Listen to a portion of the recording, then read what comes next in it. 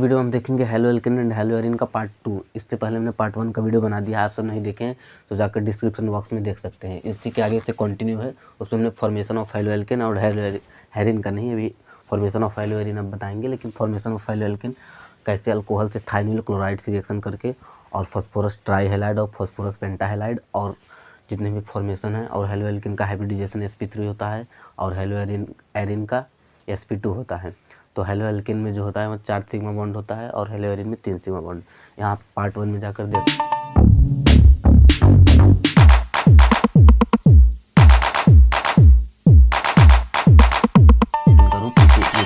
Halogen acid से reaction कराने के बाद यहाँ एच जुड़ जाएगा और यहाँ जो एक्स है वो यहाँ आकर जुड़ जाएगा। यहाँ बॉन्ड जब टूटेगा तब। तो इसी प्रकार हमारा किसका फॉर्मेशन हो गया, यहाँ है हेलो एल्केन का फॉर्मेशन हो गया। अब यहाँ जो एक्स है इसे क्या कहते हैं, यहाँ है हाइड्रोजन के रूप में। हाइड्रोजन दोस्तों हमने पार्ट 1 में भी बताया था, जो एक इलेक्ट्रॉन की कमी होता है वो अपने ऑब्जेक्टिव कंप्लीट करने के लिए, उसे कहते हैं हम लोग हाइड्रोजन। इसके बाद देखेंगे एडिशन ऑफ हाइड्रोजन। तो एडिशन ऑफ हाइड्रोजन में क्या करना है दोस्तों, हम क्या करेंगे, Br2 से रिएक्शन करा देंगे।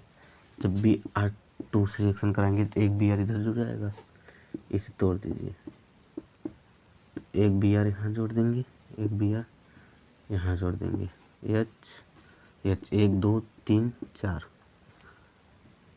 1 2 3 4, 1 2 3 4। अब हमारे यहाँ किसका फॉर्मेशन हो गया, हेलो एल्किन का, और इसमें किसका हेलो एल्केन का।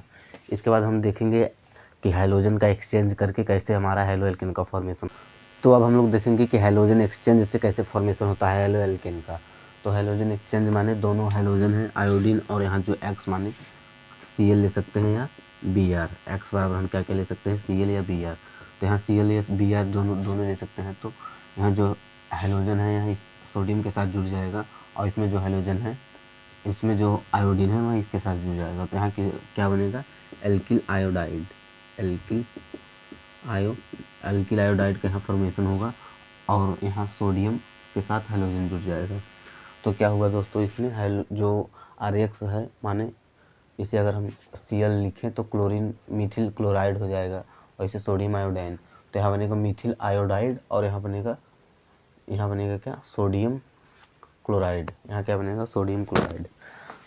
जैसे हम एक्स को अगर कोई एग्जांपल के तौर पर लें तो हम आर को भी ले रहे हैं, आर के बदले CH3 ले लेंगे, एक्स के बदले Cl प्लस NaAI। तो क्या हो गया हमारा CH3I माने alkyl iodide plus sodium chloride. यही हम आपको बताने के प्रयास कर रहे थे यहाँ, लेकिन एग्जाम्पल देकर और अच्छे से समझ में आ गया होगा। तो इसके बाद हमारा है प्रिपरेशन ऑफ हेलो एरिन। तो प्रिपरेशन ऑफ हेलो एरिन दोस्तों यहाँ टोइलिन है, बेंजीन पर CH3 जोड़ देंगे तो इसे टोइलिन कहते हैं। और जब यहाँ हेलोजन के Fe' के प्रेजेंस में जब हेलोजन से रिएक्शन कराएंगे तो एक जुड़ेगा ऑर्थो पर और एक जुड़ेगा पैरा पर। तो हमने यहाँ ऑर्थो पर जोड़ दिया, यहाँ पैरा पर। तो यहाँ फॉर्मेशन किसका हो गया हमारा, हेलो एरिन का। क्यों, क्योंकि यहाँ हेलोजन है, इससे हेलोजन को हटा दें तो इससे हेलो एरिन नहीं कर सकते। अभी इसे हटा दें, अभी यहाँ हेलो एरिन है नहीं, लेकिन अब इसे हम जोड़ दें तो फिर से यहाँ क्या हो गया हमारा हेलो एरिन। अब हम दोस्तों देखते हैं जो एल्किल हैलाइड हमारा होता है उनका फिजिकल प्रॉपर्टी क्या होता है। तो एल्किल हैलाइड जनरली वहाँ कलरलेस होते हैं, लेकिन जब उन पे ब्रोमाइड और आयोडाइड पर उन्हें एक्सपोज किया जाए लाइट के द्वारा तो वहाँ डेवलप करते हैं कुछ कलर। क्या करते हैं, डेवलप करते हैं कुछ कलर। अब हम दोस्तों देखेंगे हाइड्रोजन एक्सचेंज हो गया, प्रिपरेशन ऑफ हेलो एरिन हो गया। अब हम सब देखेंगे हेलो एल्केन जो है वहाँ हेलो एल्केन के जितने भी रिएक्शन हैं उन्हें डिवाइड करके देखेंगे। इसे इरेज कर देते हैं।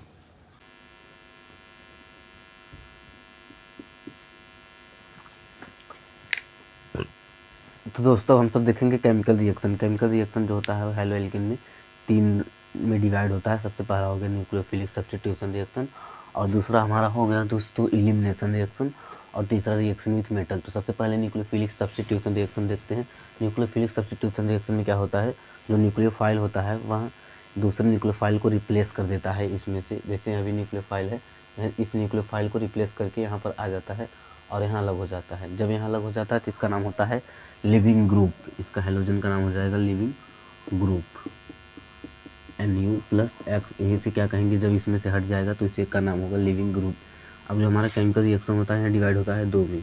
एक SN1 रिएक्शन, दूसरा होता है हमारा SN2 रिएक्शन। जो SN1 रिएक्शन होता है हमारा टेरसरी एल्किल हैलाइड देता है, टेरसरी एल्किल हैलाइड क्या देता है, SN1 रिएक्शन। और जो SN2 होता है वह देता है हमारा primary alkyl halide. Primary alkyl halide कौन देता है, SN2 रिएक्शन। यहाँ क्या होता है, फर्स्ट ऑर्डर रिएक्शन इसका नाम होता है, फर्स्ट ऑर्डर रिएक्शन यह होता है। और यहाँ जो है सेकेंड ऑर्डर रिएक्शन होता है। ऐसा क्यों होता है ये बता रहे हैं। यह फर्स्ट ऑर्डर इसलिए होता है क्योंकि यह केवल डिपेंड करता है एल्किल हैलाइड पर, डिपेंड ऑन एल्किल हैलाइड पर। और यहाँ डिपेंड करता है बोथ एल्किल हैलाइड और हाइड्रोक्साइड आयन, यह दोनों पर डिपेंड करता है, जबकि यह केवल एल्किल हैलाइड पर डिपेंड करता है। इसमें जो होता है वह 2 स्टेप होता है, 2 स्टेप, यह एक ही स्टेप में हो जाता है, 1 स्टेप। अब जो SN1 रिएक्शन है इसके बारे में यहाँ देख रहे हैं। तो SN1 रिएक्शन जो है वह 2 स्टेप में होता है। सबसे पहले स्टेप में क्या होता है, हमारा बस ये पहला स्टेप। सबसे पहले स्टेप में क्या होता है, सबसे पहला स्टेप हमारा रिवर्सिबल होता है। सबसे पहला स्टेप रिवर्सिबल होता है। इसमें क्या होता है, हमारा कार्बोकेटान का फॉर्मेशन होता है और जो ब्रोमाइड होता है वह अलग हो जाता है। क्या होता है, जो एल्किल हैलाइड जो बॉन्ड होता है वह पोलराइज्ड होता है और इस पर पार्शियल माइनस से यहाँ अलग हो जाता है और इस पर कार्बोकेटान चढ़ जाता है। कार्बोकेटान के कारण यहाँ स्टेबल हो जाता है और जब इस पर कोई न्यूक्लियोफाइल OH माइनस जैसे अटैक करना चाहते हैं तो यहाँ पर अटैक कर देता है। यह हमारा हो गया SN1 रिएक्शन। तो tertiary alkyl halide directly proportional to first order reaction, यह डिपेंड करता है केवल एल्किल हैलाइड की कॉन्सेंट्रेशन पर। और जो हमारा दूसरा रिएक्शन होता है वह तो दोनों पर डिपेंड करता है। अगर समझ लीजिए ये Br हम यहाँ जोड़ दें, यहाँ H, यहाँ हम दूसरे एल्किल हैलाइड मतलब सेकेंड ऑर्डर रिएक्शन मानिए SN2 by molecular nucleophilic substitution reaction, SN1 unimolecular nucleophilic substitution reaction. तो SN2 देख रहे हैं, तो SN2 में हमारा क्या होता है, एक ही रिएक्शन में हो जाता है, तो यहाँ इंटरमीडिएट करके जुड़ जाता है। जैसे OH माइनस है ना, यहाँ इंटरमीडिएट होकर इससे जुड़ जाता है।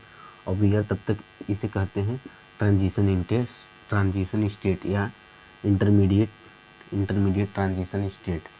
तो इसमें क्या होता है, इससे जुड़ा रहता है, जब तक जुड़ा रहता है जब तक यह अलग नहीं होता। तब जब इससे एकदम प्रॉपरली जुड़ जाता है तो यह हमारा अलग हो जाता है। तो OH इससे जो O हो गया और Br जो है वो अलग हो जाएगा। इसी प्रोसेस को क्या कहते हैं, इन्वर्जन ऑफ कॉन्फिगरेशन भी कहते हैं। तो हमने इसमें क्या क्या पढ़ा एक बार रिवाइज कर लेते हैं। तो सबसे पहले जो केमिकल रिएक्शन होता है इसके 3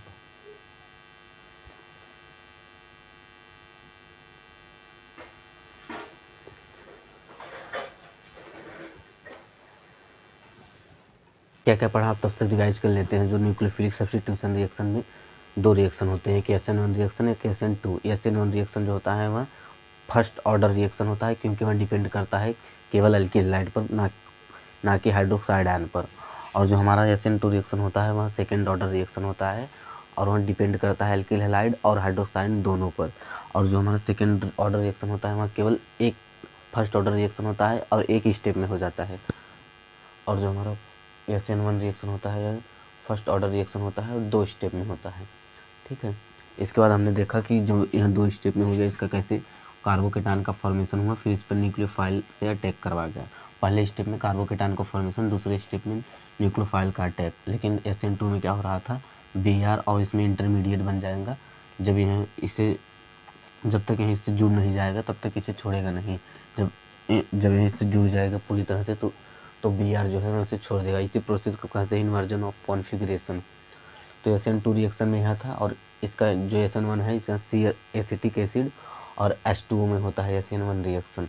और SN2 रिएक्शन होता है जो कौन है, जो प्राइमरी मॉलिक्यूल होते हैं, जो प्राइमरी एल्किल हैलाइड होते हैं उसमें SN2 रिएक्शन होता है। तो इसी के साथ हमारे यहाँ वीडियो जो है समाप्त होता है। तब तक के लिए जय हिंद।